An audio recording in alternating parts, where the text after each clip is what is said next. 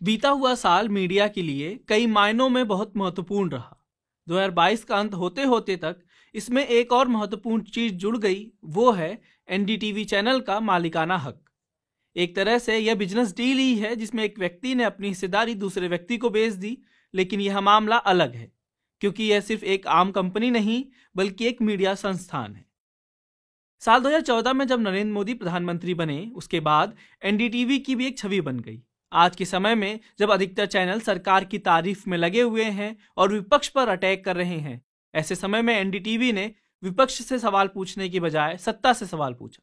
इसलिए जब अडानी ग्रुप ने इसे खरीदा, तब सभी की नजर इस पे गई और आने वाले समय में होने वाले बदलाव के कयास लगाने लगे। अपने शुरुआत के 34 सालों बाद प्रणय रॉय और राधिका रॉय की कंपनी एनडीटीवी अब एशिया के सबसे अमीर व्यक्ति गौतम अडानी की हो गई। 23 दिसंबर को रॉय दंपत्ति ने अपने 27.26% शेयर्स बेचने की बात कही। उन्होंने बयान जारी करते हुए कहा, हमने आपसी समझौते के तहत एनडीटीवी में अपने अधिकांश शेयर एएमजी मीडिया नेटवर्क को बेचने का फैसला किया है। ओपन ऑफर लाए जाने के बाद से गौतम अडानी के साथ हमारी रचनात्मक और सकारात्मक बातचीत हुई। हमारी तरफ से दिए गए सुझावों को उन्होंने सकारात्मक ढंग से और खुलेपन के साथ स्वीकार किया है। घोषणा 23 दिसंबर को हुई और शेयर्स ट्रांसफर 30 दिसंबर को हुए। इसके साथ ही अडानी ग्रुप एनडीटीवी का सबसे बड़ा शेयरधारक बन गया। वर्तमान में अडानी ग्रुप के पास कुल 64.71% हिस्सेदारी है। दिसंबर महीने से थोड़ा पीछे चलते हैं। 23 अगस्त को अडानी इंटरप्राइजेस और एएमजी मीडिया नेटवर्क ने विश्व प्रधान कमर्शियल प्राइवेट लिमिटेड यानी वीपीसीएल को खरीद लिया। इस कंपनी से राधिका रॉय और प्रणय रॉय होल्डिंग कंपनी यानी आरआरपीआर ने साल 2009 में 403.85 करोड़ का लोन लिया था। लोन की शर्त थी कि कंपनी जब चाहे आरआरपीआर के 99.99% शेयरों का मालिकाना हक ले सकती है। उसी शर्त का उपयोग करते हुए अडानी की कंपनी ने एनडीटीवी में 29.18% हिस्सेदारी ले ली।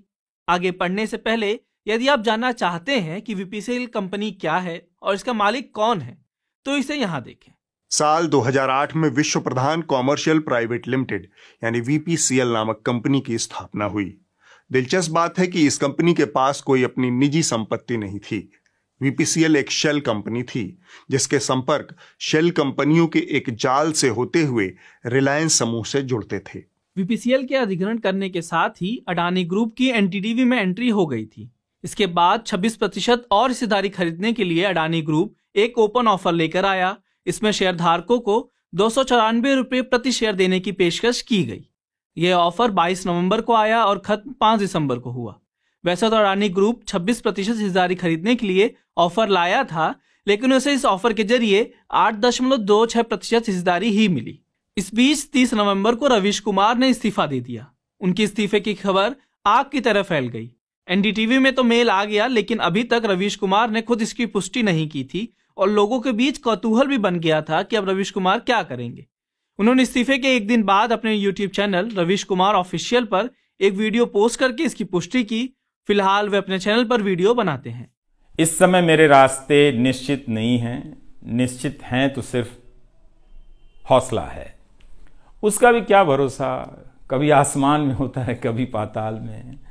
एक यूट्यूब चैनल बनाया है रवीश कुमार ऑफिशियल और फेसबुक पेज भी है रवीश का पेज। इसे सब्सक्राइब कीजिएगा। अब मैं यूट्यूब पर ही नजर आऊंगा, एनडीटीवी इंडिया पर नहीं। इधर रवीश का इस्तीफा हुआ और वीपीसीएल और ओपन ऑफर के बाद अडानी समूह 37.45% के साथ एनडीटीवी का सबसे बड़ा शेयरधारक बन गया।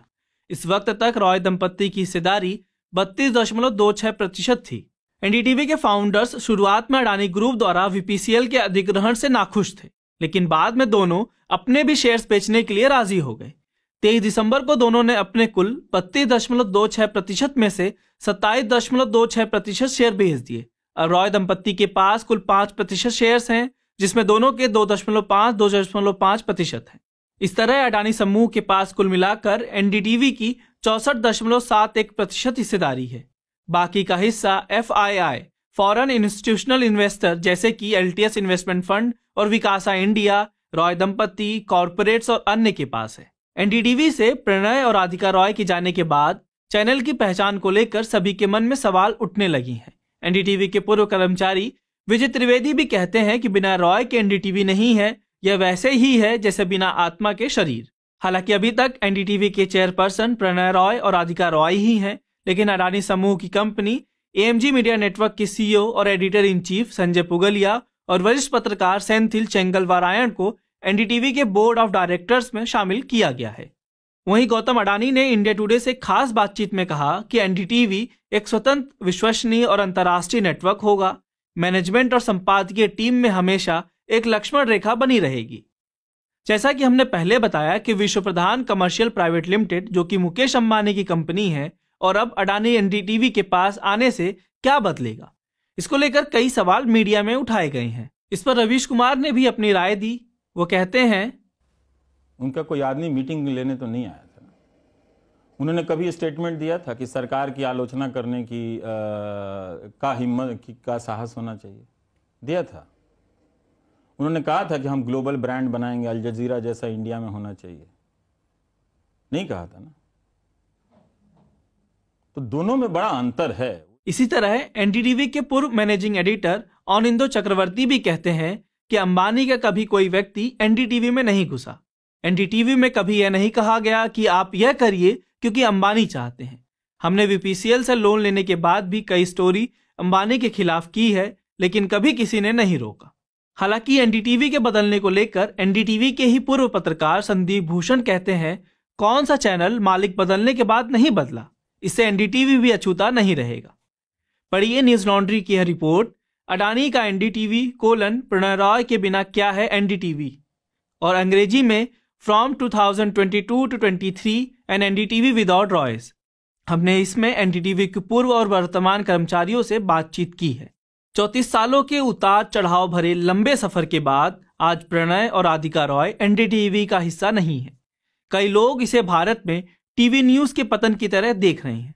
मीडिया से जुड़े हलकों में यह भी कयास लगाए जा रहे हैं, ये सत्ता के प्रतिरोध का अंत है या नए युग की शुरुआत। न्यूज लॉन्ड्री एक 100% विज्ञापन मुक्त मीडिया प्लेटफॉर्म है। इसका मतलब है हम किसी भी सरकार या कॉरपोरेट से कोई विज्ञापन नहीं लेते। हमें आपका समर्थन जारी रखें ताकि साल 2023 में हम और मजबूती के साथ आप तक जनहित की खबरें ला सकें। न्यूज लॉन्ड्री को सब्सक्राइब करें और गर्व से कहें, मेरे खर्च पे आजाद हैं खबरें।